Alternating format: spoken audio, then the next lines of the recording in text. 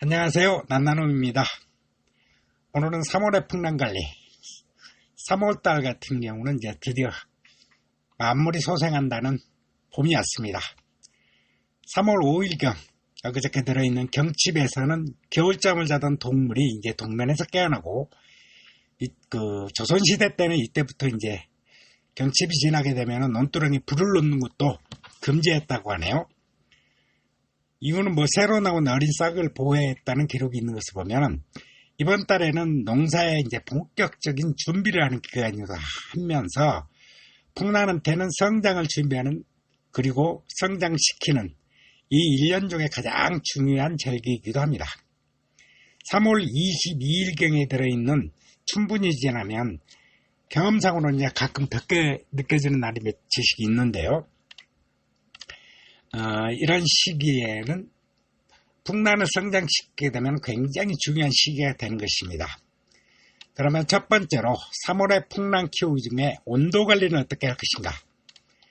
만물이 소생하는 경칩이 지나면서 피부로 느껴지는 이 봄 기온은 엄청 이제 부드럽게 느껴지지요.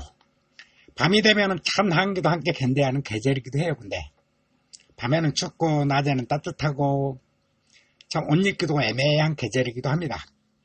그리고 이제 보통 경칩부터 이제 보름 정도 지나면 24절기니까 보름 정도 지나면 춘분인데요. 이때는 낮 기온은 올라가 가끔은 조금은 덥다 이런 느낌을 갖게 되는 날도 있어요. 그리고 이제 정상적으로는 최저 기온에 큰 신경을 쓰지 않고 풍란을 성장시키기에는 아직 조금 이른 감은 있지만은 그래도 이제 혹독한 겨울은 이제 지난 것 같습니다.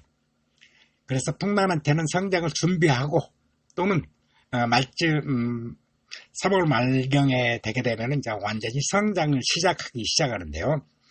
이때도 2월처럼 갑작스럽게 닥친 한파에는 항상 주의를 기울여갖고 겨울 동안 사용했던 난방기구는 너무 부지런 떠지 마시고요.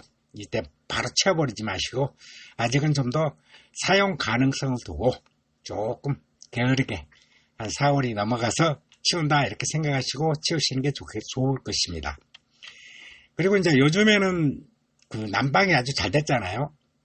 그렇다 보니까 2월 달에는 난방을 열심히 했습니다.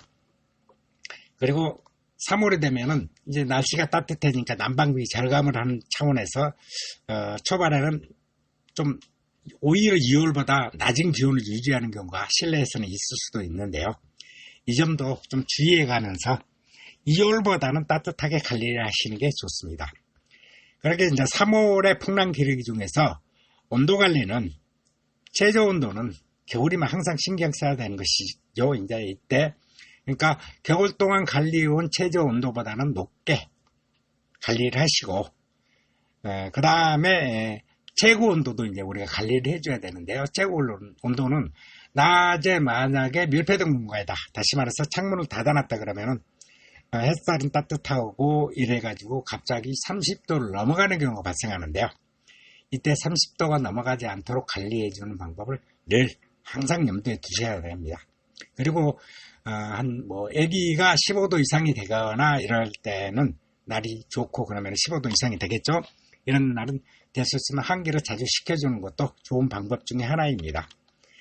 두 번째로 이제 풍랑 기후기 중에서 화분갈이 같은 경우인데요. 분갈이는 어떻게 할 것인가? 풍란의 분갈이는 연중 어느 때나 이제 가능하다고 늘 말씀을 드리는데요. 그래도 그 중에서 가장 좋은 적기, 최적기는 역시 봄 분갈이와 가을 분갈이를 들 수 있습니다. 쉬고 있다가 깨어나기 직전에 이제 분갈이를 보통 해주면은 이 분들이 이제 깨어나게 되는데요. 이 시기에는 겨울 동안에 이제 찌들었던 수태를 털어내고 새 옷으로 딱 입혀주면은 나도 기분 좋습니다. 풍란뿐만이 아니라. 그래서 그동안 쉬고 있던 뿌리가 분갈이를 하게 되면은 잘 움직이더라고요. 이때는 분갈이를 하셔가지고 뿌리도 움직이게 하고 천엽도 움직이게 하고 이렇게 이제 보아가면서 분갈이하기 좋은 시기이다. 그래서 새로운 성장을 위해서 자극을 주는 시기이다. 이렇게 생각하시면 될 것입니다.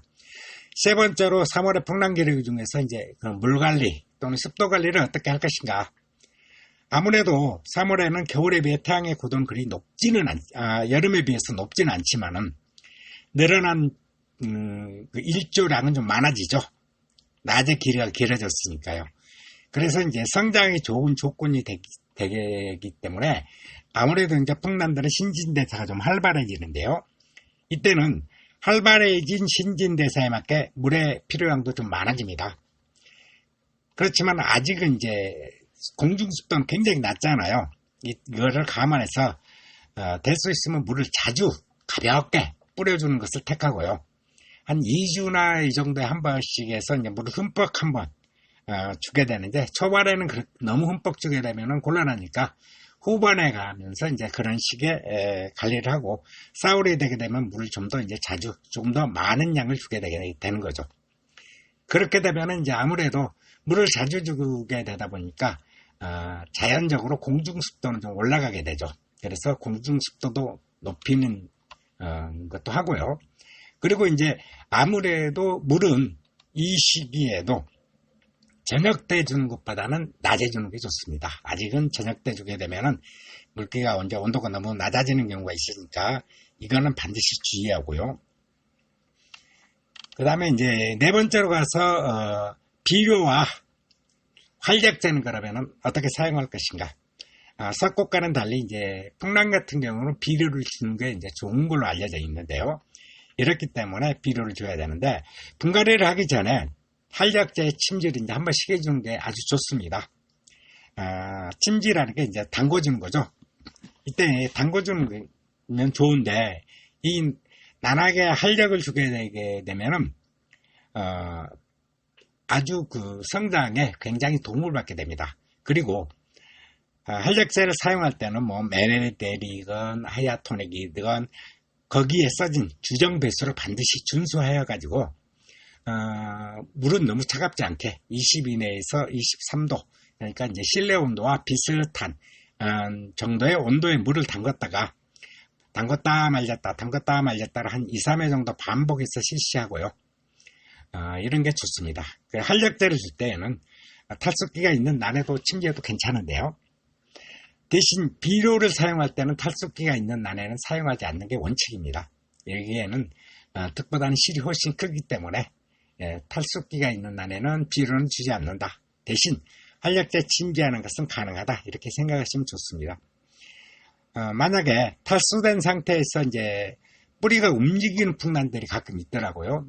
개 중에 그렇게 이제 조금 이상한 놈들이 있습니다. 이런 애들은 그러면은 어떻게 해야 되나? 뿌리가 움직이는 게 성장하는 걸로 봐서 비료를 줘야 되나? 아니면 비료를 안 줘야 되나? 활력제는 줘야 되나? 이런 의문이 생기게 되는데요. 정상적으로 이제 탈수가 풀리지 않는 것은 활력제는 줄 수 있지만은, 그래서 탈수를 풀릴 수 있지만은, 만약의 경우 탈수가 풀리지 않는 상태에서 뿌리는 움직이고 있더라도 비료는 주지 않는 것이 좋습니다. 그래서 비료는 반드시 탈수가 풀린 다음에, 뿌리가 움직인 유무에 관계하지 않고 탈수가 풀린 다음에 받아들일 수 있는 환경이 되었을 때 비료를 주는 것이 좋다, 이런 얘기입니다. 다섯 번째로 이제 그런 빛과 통풍 부분인데요. 빛은 그러면 어떻게 줄 것인가? 3월 같은 경우 되면 이제 낮 시간이 길어져서 일조량은 늘었습니다. 그리고 이제 풍란이 성장을 시작하는 시기이기도 하니까 빛은 많이 필요로 하죠. 대신 고도는 높지 않습니다. 여름처럼 고도가 높지 않기 때문에 강이 아주 이제 굉장히 강하거나 그러지는 않고 온화한 빛이 되는 것입니다. 이렇게 되다 보니까 여름 동안에는 차강을 해야 했지만은 이때는 차강할 필요가 없어집니다. 빛을 줄 수 있는 데까지 많이 주고 모든 빛을 줄 수 있는 데까지 많이 주는 것이 좋습니다. 그리고 통풍도 충분히 지나면서 이제 가끔 덥게 느껴지는 날이 있는데요. 이럴 때 빛 좋고 애기가 한 15도 정도 되면은 그 이상이 되게 되면은 창문을 자주 개방해 주는 게 좋습니다.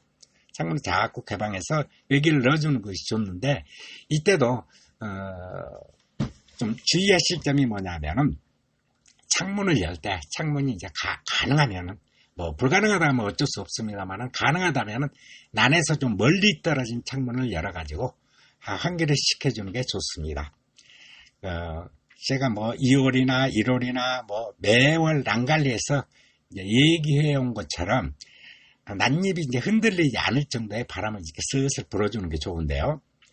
이때는 왜 그러냐면은 낫잎은 혼자서 호흡을 할 수가 없습니다. 다시 말해서 공기를 이렇게 하고 들이마실 수가 없습니다.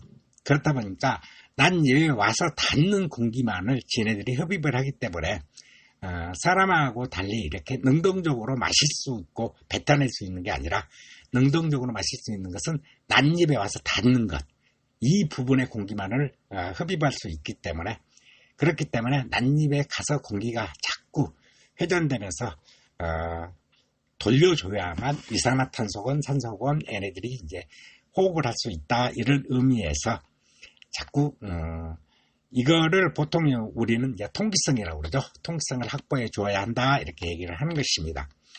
그리고 이제 마지막으로 이제 유의사항 등을 보게 되면은 대부분의 경우 특히 3월 몇 년 전인가 보니까 5월 5일 어린이날에도 눈이 왔던 경우가 있거든요.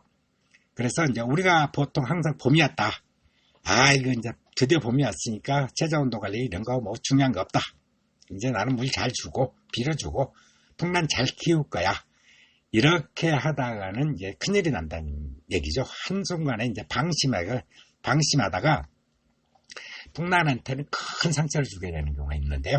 이러니까 항상 일기예보를 잘 보셔가지고 갑작스럽게 닥치는 한파를 항상 주의하셔야 됩니다. 그리고 봄이 되게 되면은 중국 쪽에서 항살바람이 나라고 그러죠. 그래가지고 이제 미세먼지가 아울러서 이제 가장 중요한 게 풍란한테는 대기를 건조하게 만드는데요. 이 시기에 이제 대기가 건조해지니까 공중 습도를 높여주는 방법으로 보조적으로 가습기를 사용한다든가, 아니면 저녁에 난실 바닥에, 그러니까 난에 직접 물이 가게 하는 게 아니라 난실 바닥에 물을 뿌리는 등의 이제 내 환경, 그리고 내가 처한 환경 등에 맞는 방법을 이용해서 공중 습도를 높여주는 방법을 좀 택해야 됩니다. 야간 습도를 높여주는 방법을 택해야 풍란 성장에 굉장히 도움을 됩니다. 아이고, 지금까지 그러면은 저 란나눔이었고요. 좋아요와 구독 꼭 부탁드릴게요. 그러면은 다음 달 풍랑 관리나 다른 재미있는 동영상으로 다시 찾아뵙도록 하겠습니다. 감사합니다. 란나눔이었습니다.